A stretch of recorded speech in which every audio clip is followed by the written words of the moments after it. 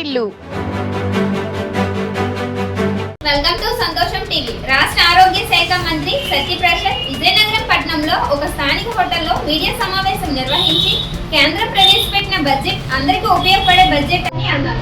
ఈ మీడియా సమావేశంలో ఆరోగ్య శాఖ మంత్రి సత్యప్రసాద్ మాట్లాడుతూ కేంద్ర ప్రభుత్వం ప్రవేశపెట్టిన బడ్జెట్ పేద మరియు మధ్యతరగతి ప్రజలకు ఎంతో ఉపయోగపడుతుందని, అదేవిధంగా జిల్లాలో గజపతి నగరం పట్టణంలో 100 పడకల ఆసుపత్రి ప్రారంభోత్సవం చేయడం ఎంతో ఆనందం ఇచ్చిందని ఆయన అన్నారు. జిల్లా మంత్రి కొండపల్లి శ్రీనివాస్ మాట్లాడుతూ బడ్జెట్ అనేది పేద ప్రజలకు ఉపయోగపడే విధంగా ఉండడం ఎంతో సంతోషకరమైన విషయమని ఆయన కొనియాడారు. ఈ కార్యక్రమంలో స్థానిక ఎమ్మెల్యేలు, టీడీపీ నాయకులు పాల్గొన్నారు. అన్నిటికన్నా ప్రధానంగా ఇవాళ ఒక్కొక్కటి బయటకు వస్తుంటే అవన్నీ సూత్రధారుల వైపు పోతున్నాయి. అది మద్యంలో కానీ ఇంకో దాంట్లో కానీ అన్నిటికన్నా కల్తీ లడ్డు నెయ్యి విషయంలో ప్రస్తుతంగా ఏం చెప్పలేదు. ఎన్డీడీబీలో చాలా స్పష్టంగా చెప్పింది, there is a presence of lard LARD అంటే పంది కొవ్వు, ఫిష్ ఆయిల్ ఉన్నాయని చాలా స్పష్టంగా ఎన్డీడీబీ కాఫ్ దాంట్లో చెప్పింది.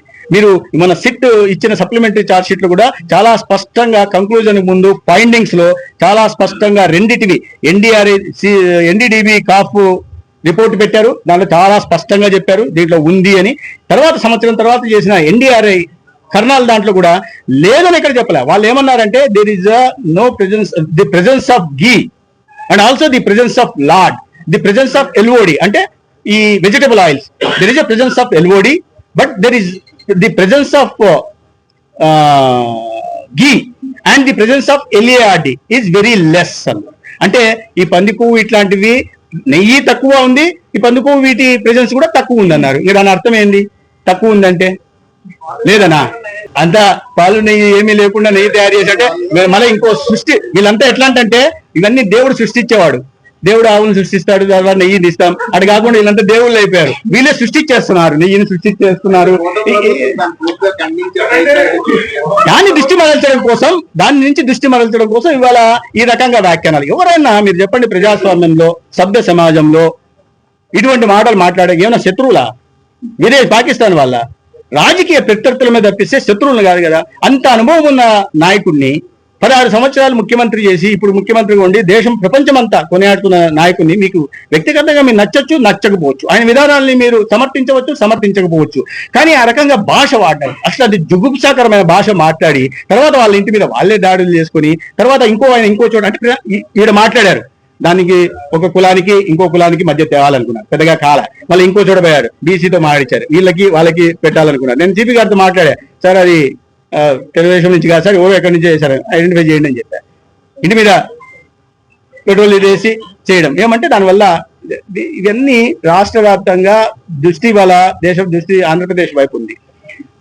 దాన్ని మరల్చడం కోసం రాజకీయాల్లో ప్రజా సమస్యల మీద మాట్లాడాలా, ప్రభుత్వం తప్పులు చేస్తే ఒక అంకుశం లాగుండి ఎత్తి పొడవాలా, అసెంబ్లీకి వచ్చేసి ప్రశ్నించాలా, తద్వారా ప్రజల్లోకి వెళ్ళి వాళ్ళ అభిమానాన్ని చూరగనాలే రప్పిస్తే ఈ రకంగా చేసి విధ్వంసాలు చేసి వాణి కొట్టి వీని కొట్టి రప్ప అని ఆ భాష ఏంది? అసలు వయసునన్నా దృష్టిలో పెట్టుకోవాలి కదా. రిపోర్ట్ లో రాసిందా అని చెప్తున్నా, there is the presence of LOD, the presence of ghee and LARD is very less. This is ఉందని చెప్తారు. అదే వాళ్ళు లేదని చెప్తున్నారు కదా. ఎన్డీడీబీ లేదన్నారు, అది బయటకు వచ్చేసింది. ఉంది అనే విషయం ఆ రిపోర్ట్ బయటకు వచ్చేసరికి మళ్ళీ దాని నుంచి దృష్టి మరల్చడం కోసం చేస్తున్న ప్రయత్నాలు మాత్రమే. చంద్రబాబు నాయుడు గారి రాజనీతిజ్ఞత అదే. ఒకవేళ తప్పు చేస్తే సొంత పార్టీ అయినా అదే సమయంలో ఏమవుతుంది? మీరు జగన్మోహన్ రెడ్డి గారు చూస్తే మీరు ఆయన మాజీ ముఖ్యమంత్రి అయిన తర్వాత బయటకు వచ్చింది దేని గురించి? ప్రజా సమస్యల మీద రాలా, పరామర్శలకు వెళ్ళారు. ఏది నెల్లూరుకి వెళ్ళి హత్యాయత్నం కేసు ఉన్నాయని పరామర్శించాడు. ఇక్కడ వచ్చేసి దొంగ సర్టిఫికేట్ తయారు చేసిన, హౌస్ పట్టాలు తయారు చేసిన ఆయన పరామర్శించాడు. ఎందుకు మరి ఏం విభేదాలు ఉన్నాయో లేదా వ్యక్తిగతంగా ఏమున్నాయో నాకు తెలియదు, కానీ పాపం మద్యం కేసులో ఉండే వాళ్ళని పరామర్శించలే. అదేదో ఉంది దాంట్లో, మతలబ్ ఏదో ఉంది, అది పరామర్శించలే. అందుకని ఆయనేమో ఈ రకంగా మాట్లాడిన వాళ్ళని సమర్థించాడు. అంబటి రాంబాబు గారిని జగన్మోహన్ రెడ్డి గారు సమర్థించి ప్రోత్సహించారు. శబాస్, భలే మాట్లాడు, ఇలాగే మాట్లాడు, ఇట్లా మాట్లాడి రేపు రాబోయే రోజుల్లో ఒలింపిక్స్ లో తిట్ల దండకం పోటీలు పెడితే మనకు తప్ప ఇంకోటికి రాకూడదు అనే చందంగా ఉంది. ఈరోజు అట్లాంటి పోటీలు పెడితే మాత్రం వైసీపీ నాయకుడికి మాత్రమే అన్ని అవార్డులు పోతాయి. తిట్లలో తిట్లలో కొద్దిగా ఎక్స్పర్టైజ్ ఉన్నదానికి అవార్డులు ఇవ్వడం మొదలు పెట్టామనుకోండి, తిట్టు రత్న, తిట్టు శ్రీ, తిట్టు భూషణ్, తిట్టు విభూషణ్, అవన్నీ కూడా మళ్ళీ వైఎస్ఆర్సీపీ వాళ్ళకే పోతాయి.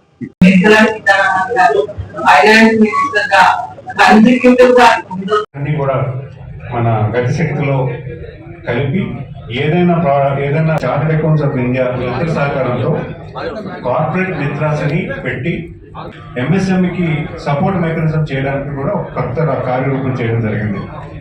Exports of marine leather and textile products వీటి మీద కూడా పెద్ద ఎత్తున ప్లస్ బ్లెండ్ సిఎన్జి కూడా పెద్ద ఎత్తున